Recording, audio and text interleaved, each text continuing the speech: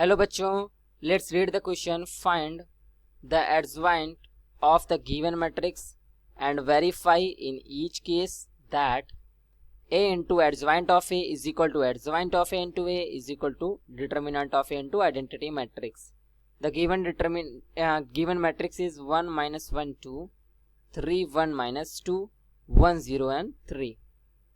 So key concept of this question is, अगर कोई भी हमारा एडजॉइंट ऑफ ए हमें कैलकुलेट करना होगा तो हमें सबसे पहले कोफैक्टर्स को लिखना होगा. इसके a11 a12 a13 a21 a22 a23 a31 a32 a33 और फिर इसका ट्रांसपोज करना होगा, तब जाके हमें एडजॉइंट ऑफ ए मिलेगा, जो कि ये होगा a11 a21 a31 a12 a22 a32 फिर यहाँ पे a13 a23 यहाँ पे a33.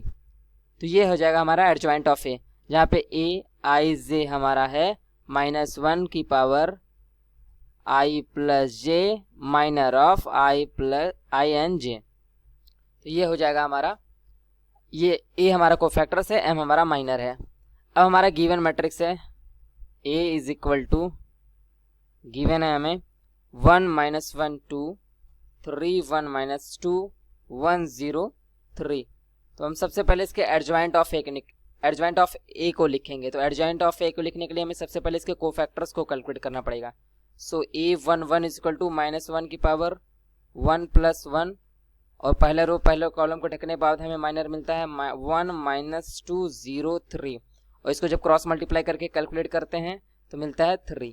फिर यहाँ पे a12 यानी -1 की पावर 1 प्लस 2 और पहले रो और दूसरे कॉलम को ढकने पे हमें माइनर मिलता है 3 -2 1 3 और इसको जब क्रॉस मल्टीप्लाई करके कैलकुलेट करते हैं तो हमें मिलता है -11. फिर यहाँ पे a13 कैलकुलेट करते हैं तो -1 की पावर 1 प्लस 3 और यहाँ पे माइनर हम लोग पहले रो और तीसरे कॉलम को ढकने पे लिखते हैं 3 1 1 0 और इसको क्रॉस मल्टीप्लाई करके कैलकुलेट करते हैं तो हमें मिलता है -1. फिर यहाँ पे a21 -1 की पावर 2 प्लस 1 और इसके माइनर को हम दूसरे रो और पहले कॉलम को ढकने के बाद लिखते हैं तो -1 2 0 3 और इसको क्रॉस मल्टीप्लाई करके कैलकुलेट करते हैं तो हमें मिलता है 3. फिर यहाँ पे a22 यानी -1 की पावर 2 प्लस 2 और इस माइनर को हम जब लिखते हैं दूसरे रो दूसरे कॉलम को हटाने के बाद 1 2 1 3 इसको जब क्रॉस मल्टीप्लाई करते हैं तो हमें मिलता है 1. फिर यहाँ पे a23 यानी -1 की पावर 2 प्लस 3 और इसके माइनर को लिखते हैं यानी दूसरे रो तीसरे कॉलम को ढकने के बाद हमें मिलता है 1 -1 1 0 इसको क्रॉस मल्टीप्लाई करके कैलकुलेट करते हैं तो मिलता है -1. फिर यहाँ पे a31 यानी -1 की पावर 3 प्लस 1 तो यहाँ पे हम इसके माइनर को लिखेंगे तीसरे रो और पहले कॉलम को हटाने के बाद -1 2 1 -2 फिर जब इसको क्रॉस मल्टीप्लाई करते हैं तो हमें मिलता है 0. फिर यहाँ पे a32 -1 की पावर 3 प्लस 2 और इसके माइनर को हम लिखते हैं जब तीसरे रो दूसरे कॉलम को हटाते हैं तो 1 2 3 -2 और इसको जब क्रॉस मल्टीप्लाई करके कैलकुलेट करते हैं तो हमें मिलता है 8. फिर यहाँ पे a33 कैलकुलेट करते हैं तो -1 की पावर 3 प्लस 3 और यहाँ पे माइनर तीसरे रो तीसरे कॉलम को ढकने पे हमें मिलता है 1 -1 3 1 और जब इसको क्रॉस मल्टीप्लाई करके कैलकुलेट करते हैं तो मिलता है हमें 4. तो यहाँ से हम एडजॉइंट ऑफ ए लिख सकते हैं. Adjoint of A is equal to सारे कोफैक्टर्स को सबसे पहले इस मैट्रिक्स में अरेंज करना है. तो जो अभी हमने कैलकुलेट करा वो है 3 -11 -1 3 1 -1 0 8 4 और इसका जब ट्रांसपोज करते हैं तो हमें एडजॉइंट ऑफ ए मिल जाता है, जो कि हमारा कुछ इस प्रकार होगा 3 3 0 -11 1 8 -1 -1 4. तो यह हमारा एडजॉइंट ऑफ ए कैलकुलेट हो जाएगा. फिर हमें अब चेक करना है a into adjoint of A, way multiply करके देखना है. तो हमारा ए जो मैट्रिक्स है वो कुछ ये है 1 -1 2 3 1 -2 1 0 3 और ये हमारा एडजॉइंट ऑफ ए हो जाएगा 3 3 0 -11 1 8 -1 -1 4, और इसको जब मल्टीप्लाई करते हैं तो हमें कुछ इस तरीके से मिलता है। 3 का मल्टीप्लाई 1 में होगा तो 3, फिर यहाँ पे +11, फिर -1 का -2, 3 में होगा तो 9 -11, फिर यहाँ पे +2, फिर 3 का इसमें 3 1 3, -11 का +0, फिर -1 का 3 में होगा तो यहाँ पे -3 हो जाएगा, तो इसको हम लिख सकते हैं यहाँ पे -3। फिर 3 का मल्टीप्लाई 1 में होगा तो 3, फिर यहाँ पे -1, फिर यहाँ पे -2, फिर 3 का मल्टीप्लाई 3 में होगा 9 +1 +2, 3 का मल्टीप्लाई 1 में होगा तो 3, और उसके बाद फिर 1 का होगा 0 में तो +0, -1 का तो -3, 0 का इसमें होगा तो 0, -8 +8, फिर 0 का इसमें होगा तो 0 +8 -8, फिर यहाँ पे 0 +0 +12 हो जाएगा।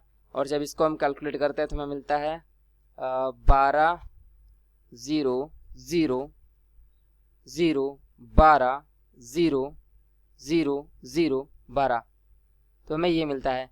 अब हमें कैलकुलेट करना है एडजॉइंट ऑफ ए इंटू ए, तो adjoint of A into A matrix को कैलकुलेट करना है। तो एडजॉइंट ऑफ ए अभी हमने यहाँ पे निकाल के रखा है, वो है 3 3 0 -11 1 8 -1 -1 4।